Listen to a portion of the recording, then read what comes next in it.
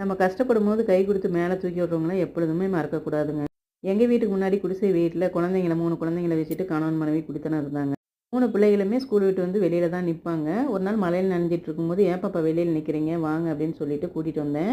அம்மா எங்கன்னு சொல்லி கேட்டதுக்கு, "அம்மா டெய்லி ஹைஸ்கூல் முன்னாடி பழம் விக்க போயிருவாங்க. அவங்க வர வரைக்கும் நாங்க வெளியில தான் நிப்போம்" அப்படின்னாங்க. சரி இனிமே அம்மா வர வரைக்கும் இனிமே எங்க வீட்லயே வந்து இருங்கன்னு சொல்லிட்டு கூட்டிட்டு வந்து டீ, ஸ்நாக்ஸ் எல்லாமே செஞ்சு குடுப்பேன் என்னால முடிஞ்சத. அவங்க அம்மாவும் நல்லா பழக ஆரம்பிச்சதுக்கப்புறமா சின்ன சின்ன உதவிகள கேட்பாங்க. நானும் செஞ்சு குடுப்பேன். அப்படிதான் ஒரு நாள் வந்து மழை பெஞ்சா குடியிருக்க முடியலைங்க. ஒரு 50,000 அமௌண்ட் குடுங்க. அவுட்டர்ல மனை விலை கம்மியா விக்குதான்னு சொல்லிட்டு 50,000த்திலே மனையும் வாங்கி ஓட்டு வீடும் கட்டிட்டாங்க. நான் சொல்றது 15 வருஷத்துக்கு முன்னாடி. இப்ப குடி போய் 1 வருஷம் கழிச்சு தான் அமௌண்ட்ட திருப்பி கேட்டேன். கொஞ்சம் கொஞ்சமா குடுத்துருங்கன்னு சொல்லிட்டு.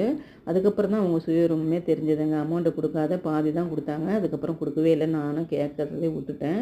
இந்த வழியா தான் போவாங்க, வருவாங்க. திரும்பி கூட பார்க்கறதில்ல. இப்படியும் நன்றிய மறந்துட்டு இருக்காங்க பாருங்க.